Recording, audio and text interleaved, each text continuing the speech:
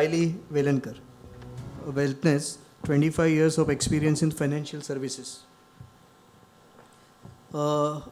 बहुत बार इन्वेस्टर्स के मन में बहुत सारे डाउट्स होते हैं कि मैं सही जगह पर इन्वेस्ट कर रहा हूँ या नहीं. चेतन जी ने बहुत कुछ बता दिया है अभी, बहुत सारे डाउट्स जो हैं उसके आंसर्स मिल गए, बट फिर भी होता है कि कई बार हमारे मन में शंकाएं होती है. और इनकी विशेषता ये है वेल्थनेस की कि ये आपके सारे डाउट्स जो हैं, जितनी भी शंकाएं हैं, उसे सही आंसर्स देकर आपको वो सारी चिंताओं से मुक्ति दिलाते हैं. So they have a team of certified wealth manager, mutual funds and tax consultation recognized by AMFI. So they are AMFI. Okay. They are committed to maintain the highest standard of integrity and professionalism with their clients. So Wealthness, जोरदार तालियों से वेल्थनेस का स्वागत करते हैं. हम साइली ma'am. नमस्कार. माझं काम चेतन सरांनी थोडंसं आसान केलं आहे, पण तुमच्यासाठी कठीण आहे, कारण बॅक टू बॅक फायनान्सचे 2 प्रेझेंटेशन्स बघायची ऐकायची म्हणजे. पण मनी मॅटर्स, आपला हार्ड अर्न पैसा असतो, त्यामुळे अर्थातच आय एम शुअर हे सुद्धा तुम्हाला थोडं आणखीन काहीतरी देऊन जाईल. सो माझं जर्नी सुरू होतो की एक 65 वर्षाचा माणूस ज्याला कोणीतरी युलिपसारखी स्कीम विकतो, किंवा एखादा असा माणूस की ज्याच्या अनेक प्रॉपर्टीजमध्ये इन्व्हेस्टमेंट्स आहेत आणि आता समोर ड्रीम हाऊस दिसतं आहे पण घ्यायला पैसा नाही आहे. किंवा अशा आमच्या एक मॅडम ज्या रिसेप्शनमध्ये बसल्यात एक बॉक्स फाईल घेऊन, ज्यात सगळे डॉक्युमेंट्स आहेत, त्याचा अर्थ त्यांना कळत नाही, आणि नवऱ्याच्या अचानक डेथनंतर शी इज इन टू लच, शी डझंट नो एनिथिंग. हे सगळं पाहिल्यानंतर 3 वर्ष नवरा माझ्या मागे जॉब सोड आणि ह्या क्षेत्रात काहीतरी करायला माझ्याबरोबर ये हे सांगत होता. हे पटत नव्हतं, पण तेव्हा जाणवलं की अरे डबल ग्रॅज्युएट करून कॉमर्स ग्रॅज्युएट असून आज मी माझ्या फायनान्सबद्दल खरोखरच झिरो आहे. आणि I was working ironies, I was working with CNBC. So हे सगळं डे इन डे आउट ऐकत होते, पण तरी माझ्या फायनान्सबद्दल मी शून्य होते. आणि मला असं वाटतं की अपयश ही यशाची पहिली पायरी असते, हे कुठेतरी मला तेव्हा पटलं की ते मला फेल्युअर वाटलं की मला माझ्या फायनान्सबद्दल काहीच माहिती नाही आहे. आणि आज ह्या मॅडम आणि माझ्यात सुद्धा काही फरक नाही की त्या जशा आज अंधारात चाचपडत आहेत, कदाचित मीही तशीच आहे.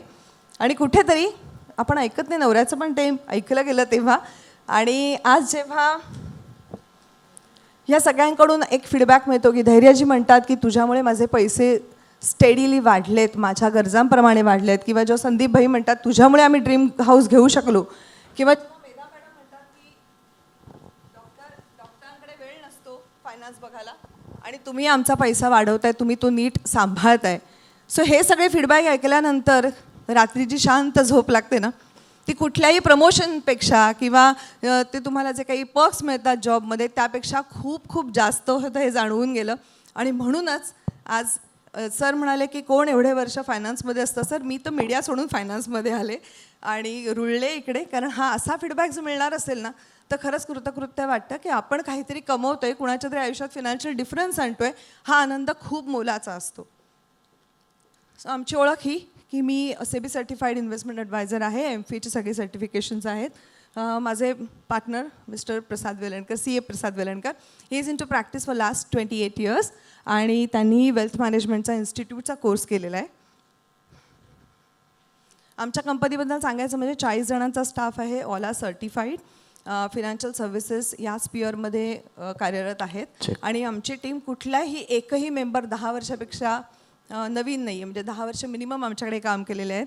So that is the very important point we consider की तेही आमच्याबरोबर ह्या क्षेत्रात रुळलेत. Today we are managing almost 1500 clients आणि त्यांचे साधारण 400 करोड एवढा आम्ही AUM सांभाळतो आहे. विजन मिशनच्या पेक्षा जास्त मला व्हॅल्यू प्रपोजिशनबद्दल बोलायला आवडेल की 28 वर्ष टॅक्स प्रॅक्टिस करताना आमच्या असं लक्षात आलं की बरेच जण मिसलिडेड आहेत किंवा चुकीच्या इन्व्हेस्टमेंट करून टॅक्स भरतायत इमाने इतबारे, कारण मराठी लोक झोप लागणार नाही टॅक्स नाही भरला तर. पण हे करताना पैसे वाचवले जात आहेत, वाढवले जात नाही आहेत. कुठेतरी ह्या भावनेत ना आम्ही असा विचार केला की for common man it's very very important to make their finance simple. आणि त्या मिशनने, त्या विजनने, त्या गरजेपोटी आम्ही ही सर्विस सुरू केली. हा आमचा छोटासा जर्नी जो 1995 to 2015 प्रसाद फिनान्शियल सर्व्हिसेसमध्ये आहेत. आणि तिकडे कुठेतरी क्लायंट्सच्याकडनं असं एक रिक्वायरमेंट आली की नाही आम्हाला सगळं अंडर वन रूफ पाहिजे, आणि टीमर्ज मग ही इन्फ्लुएन्स्ड माय माइंड और inspired me to join him. 2017 we started Wealthness and this is how we grew. ह्या छोट्याशा अचिव्हमेंट आहेत की जे शाबासकी असते आपल्याला की आपण करतोय ते योग्य आहे हे सांगणारे हे काही अवॉर्ड्स आहेत. सो एंटरप्रेन्योर अवॉर्ड आम्हाला 2022ला मिळालं. कालच आम्हाला FFF आणि इकॉनॉमिक टाइम्स यांच्या संयुक्त विद्यमाने एक अवॉर्ड मिळालं, अचिव्हर्स अवॉर्ड. आय एम बँगलोरचा विमेन एंटरप्रेन्योरशिप प्रोजेक्ट जो गोल्डमन सॅक्सनी स्पॉन्सर केलेला, त्यात आमचं सिलेक्शन झालं आणि इट वॉज सो इन्साइटफुल की प्रत्येक वेळी त्या कोर्स 3 महिन्याचा स्प्रेड होता. प्रत्येक 10 दिवसानंतर आल्यानंतर आमचं 8-8 तास ब्रेनस्टॉर्मिंग व्हायचं. एक सिंहावलोकन व्हायचं की जे मी शिकले, ज्या एक्सपर्टबरोबर जे काही कळलं आहे मला, ते खरंच आपण अप्लाय करतोय का, we going on the right track. आणि त्यातनं खूप काही आम्हाला शिकायला मिळालं की कुठेतरी डिजिटल मीडिया हा मला फारसा पटलेला नव्हता की जिकडे माणूस स्वतःच्या खिशातले पैसे काढून देतोय तिकडे ऑनलाईन बघून करेल का. पण नंतर कळलं, अरे मी इतके फॅशन प्रॉडक्ट्स फक्त ॲमेझॉनवर बघून ऑर्डर करतेस की, म्हणजे कुठेतरी डिजिटल इम्पॅक्ट खूप स्ट्रॉंग आहे हे तिकडे जाणवून गेलं. आणि हेही जाणवून गेलं की आम्हाला रेफरन्स मागायचं कधी माहितीच नव्हतं किंवा मी मागितलंच नव्हते. कारण आत्तापर्यंत जे क्लायंट्स होते तेच जसं सगळ्यांनीच सांगितलं, happy client is your marketing strategy. तुम्हाला काहीही करायला लागत नाही, कारण एकदा जर एकाचं तुम्ही रिक्वायरमेंट समजून जर काम केलं तर पुढे रेफरन्स येतच राहतात. सो त्या विचारांच्या पुढे जाऊन आम्हाला तिथल्या बऱ्याच एक्सपर्टने सांगितलं, you are sitting on a gold mine. तुमच्याकडे डेटाबेस आहे, तुमच्यावर विश्वास ठेवणारे 1000 क्लायंट आहेत, तुम्ही काय करताय. आणि कुठेतरी तिथून प्रेरणा घेऊन आम्ही बऱ्याच गोष्टींचा स्ट्रॅटेजी म्हणून विचार करायला लागलो जे आम्ही स्पॉन्टेनियसली करत होतो. सो जसं चेतनभाई म्हणाले तसंच इंडियामध्ये जेवढी इन्व्हेस्टमेंट प्रॉडक्ट्स आहेत एक्सेप्ट ब्रोकिंग आणि ट्रेडिंग, आम्ही सगळी ही प्रॉडक्ट्स आमच्याकडे आहेत. ह्या साऱ्या सर्व्हिसेस आहेत जिकडे वेल्थ मॅनेजमेंट केलं तर इन्व्हेस्टमेंट ॲडव्हायझरी दिली जाते वगैरे. पण ह्या पुढे जाऊन कुठेतरी आम्ही का, ह्याचं उत्तर आम्ही शोधत होतो. आणि ते हे आहे की ह्या रोडमॅपवर वेगवेगळ्या एज ग्रुपमधली माणसं तुम्हाला दिसतील ज्यांच्या गरजा खूप वेगळ्या आहेत. त्या समजून कुठल्या इन्व्हेस्टमेंट प्रॉडक्टमध्ये किती एक्सपोजर किती काळासाठी घ्यायचं आणि ते कसं योग्य मॉनिटर करत वाढवायचं, वेळोवेळी त्यांना हँड होल्डिंग कसं करायचं हे दाखवण्यामध्ये कुठेतरी आम्ही थोडेसे पुढे आहोत. म्हणूनच आज 1500ची फॅमिली आम्हाला जोडलेली आहे. इथे मी थोडं ॲड करतो की ह्या मॅपमध्ये जे दिसतंय की राईट फ्रॉम 20 to 80 प्रत्येकाच्या फायनान्सच्या गरजा काही ना काहीतरी वेगळ्या आहेत.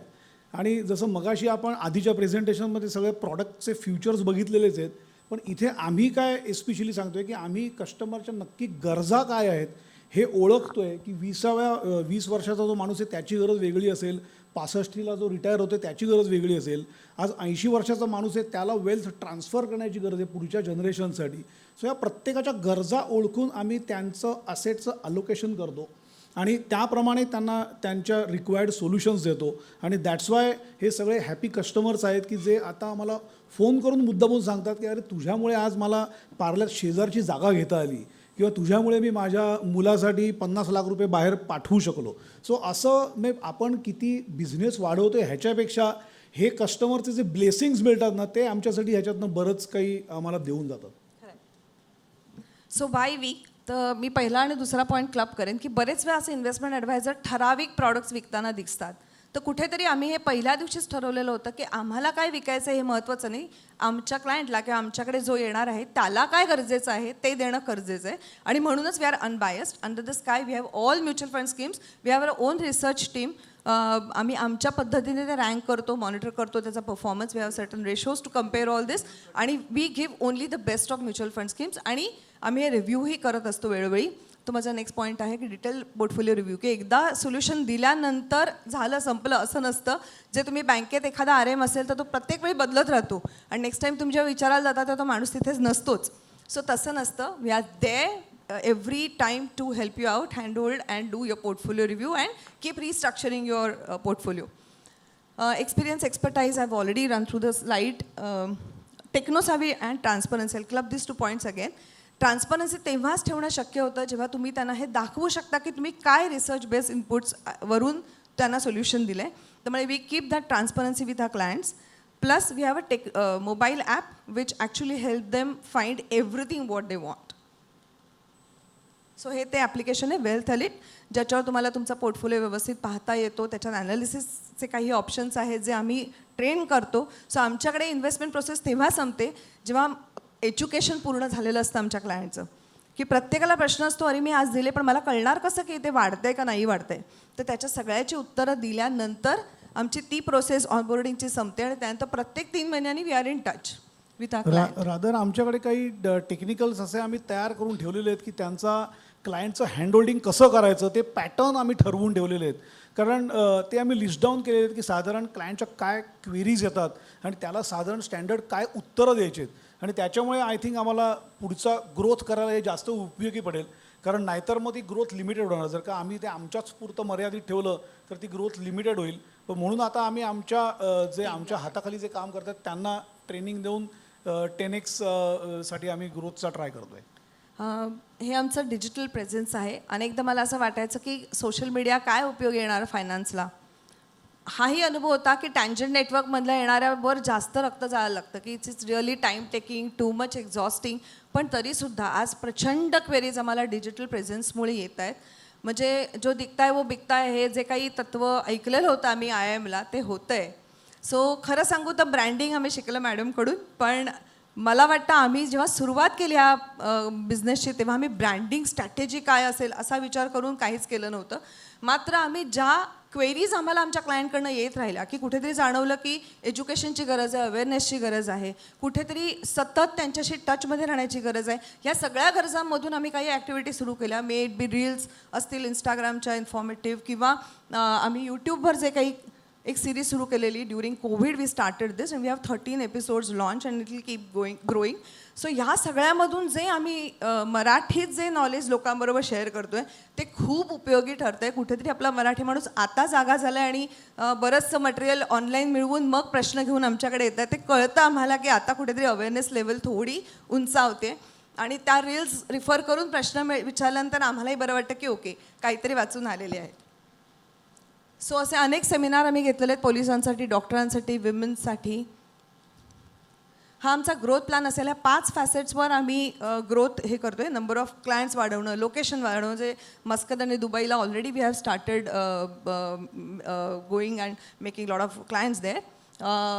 काही प्रॉडक्ट्स आम्ही इंट्रोड्यूस केलेली आहेत. माझ्याकडे RI सर्टिफिकेट असल्या कारणाने लवकरच आम्ही आमची काही प्रॉडक्ट्स लॉन्च करायचाही विचार करतो आहे. आणि एक अतिशय चांगली गोष्ट म्हणजे माझा मुलगा इंटर CA आणि he is into the same business आणि he is having keen interest in financial services. So तो पण फंडामेंटल आणि टेक्निकलचा त्याचा स्वतःचा अभ्यास चालू आहे. He is part of a research team which is a pride thing for us. आणि पुढे काय हा क्लायंटचा जो प्रश्न असतो ते आम्ही फक्त त्याला उभं करतो समोर आणि त्यांना त्याचं प्रश्नाचं उत्तर मिळतं. म्हणजे जसं शैली म्हणाले की काय प्रॉडक्ट्स आहेत तर PMSचं प्रॉडक्ट आहेच पण त्याच्याचप्रमाणे स्टार्टअप कंपन्यांमध्ये इन्व्हेस्टमेंट करणं हे आम्ही एक सध्या आम्ही त्याच्यात एक प्रॉडक्ट ॲड केलेलं आहे की समजा एखाद्याकडे 1 कोटी असतील तर त्यातले निदान 10 लाख रुपये तरी त्यांनी अशा स्टार्टअप कंपन्यांमध्ये टाकावे ज्याचा त्याला 20x 50x फायदा होऊ शकतो.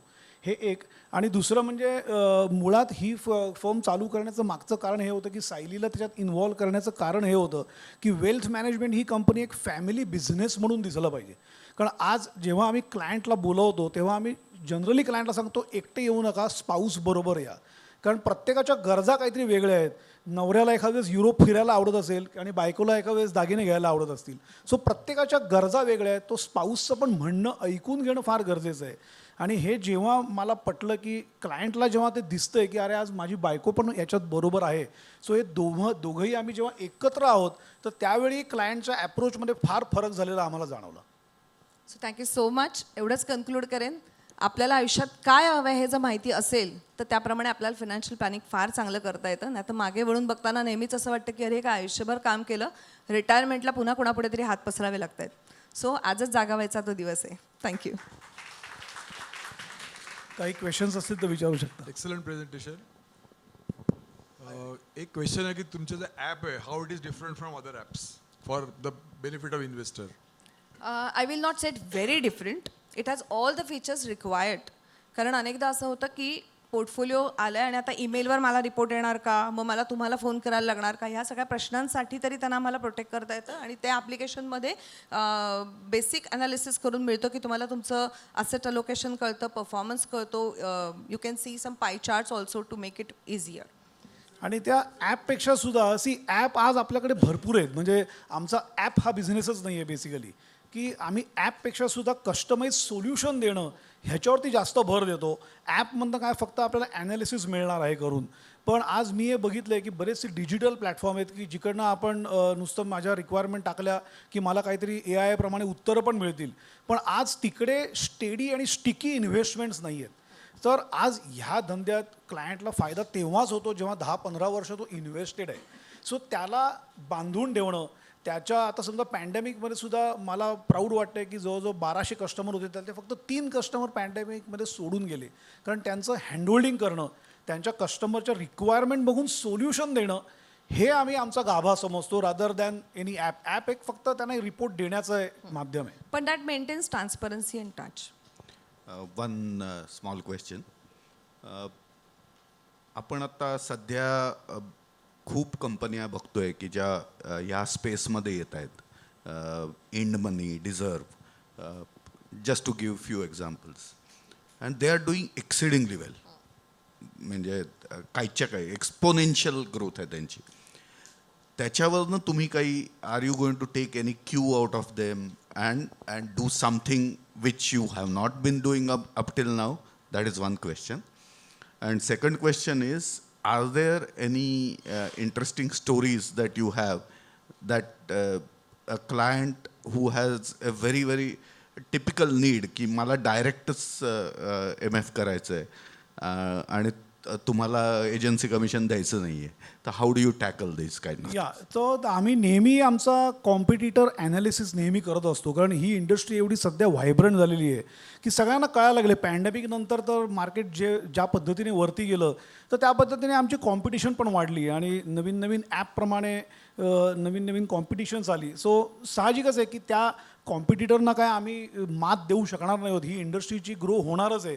आम्हाला आमच्या पद्धतीने जायचं आहे. आम्हाला कस्टमरच्या गरजा ओळखून त्यांना कस्टमाइज सोल्युशन देणं. म्हणजे रादर आमचा लोगोमध्ये आम्ही हेच एक टाकलं की we simplify and customise finance. म्हणजे आज आम्ही ह्या कॉम्पिटिटरचे सुद्धा आम्ही मुद्दामून डमी कॉल पण अटेंड करतो की ॲज अ इन्व्हेस्टर. त्याच्यावरनं आम्हाला कळतं की ते स्ट्रॅटेजी काय करतायत. मग त्याच्यावरनं आम्हाला कळतं आहे की आज त्यांच्याकडे जे कोण इन्व्हेस्टर्स बसलेले असतील किंवा मॅनेजर्स बसलेले असतील ते शेवटी ते तिथे कंटिन्यूअस राहणार नाही आहेत. आज मी माझ्या क्लायंटचा पैसा एका उद्देशाने मी वाढवतो आहे, तर मला 10 वर्षानंतरसुद्धा मी आन्सरेबल आहे की बाबा मी हा पोर्टफोलिओ कसा डिझाईन केलेला होता. तर तो एक कस्टमरला जो एक पर्सनल फेसचं जे एक त्यांना एक अट्रॅक्शन आहे ना की बाबा हां ह्या माणसाने मला हे सोल्युशन दिलेलं होतं, तर त्याच्याप्रमाणे मला वाटतं की आम्हाला आमची स्टाईल चेंज करण्याची काहीही गरज नाही आहे. रादर आम्ही मल्टिप्लाय कसे होऊ शकतो ह्याच्या गोष्टीवरती बघायला पाहिजे, ह्याच्यावरती उहापोह करायला पाहिजे. मी जरा मध्ये बोलेन सर. आत्ता तुम्ही ज्या कॉम्पिटिटर्सचं नाव घेतलं त्यांचा आम्ही थोडा अभ्यास केला. तर त्याच्यामध्ये असं आहे की ते आम्हाला पोर्टफोलिओ ॲनालिसिस करून देतात, पण advisory only when you on board with them. So it applies with us too. पण at the same time what I have understood is आपण त्यांचा व्हॉल्यूम बघतोय की आज एवढे त्यांच्याकडे एम्प्लॉई आहेत, एवढ्या प्रमाणात त्यांनी फिन ॲपवर खर्च केला आहे, मात्र टर्न अराउंड ते अजून सिक्रेट आहे. And I am doubtful about it because our insider information says that turn around rate is very low. Maybe it's a startup, पण तरीसुद्धा कुठेतरी वाटलं की technology based you can reach out, you can impress, but if you want them to stick with you, you need personal touch.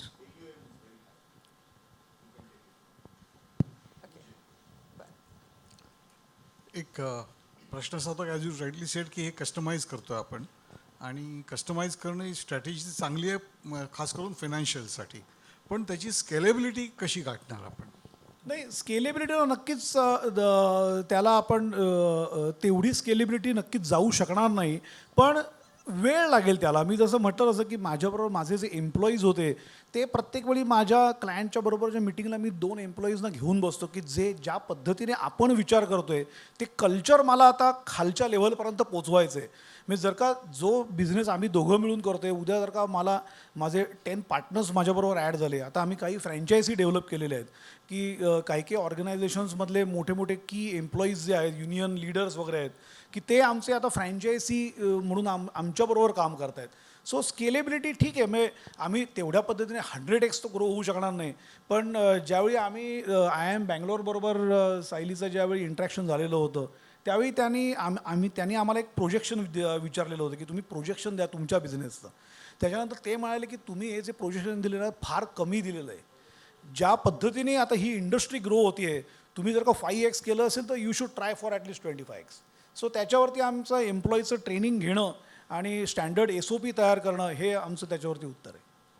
C we have as you have seen that growth चे आमचे 5 assets आहेत, तर we are definitely scaling it up. पण उगाचच आम्हाला काहीतरी अति लोकांपर्यंत पोहोचून सर्व्हिसची क्वालिटी अफेक्ट होऊ द्यायची नाही. त्यामुळे yes, it will take its own time, but we definitely we are scaling up. As you rightly said, our training programs are also recorded. Franchisee scalability network. नाही हा विषय नव्हता. मला कशी फक्त करणार? येस म्हणजे मला कसं विषय आहे की करणार? काय ऑप्ट करताय तुम्ही, बट तुमच्याकडून मला उत्तर मिळालेलं आहे. Thank you. Thank you so much. Thank you so much.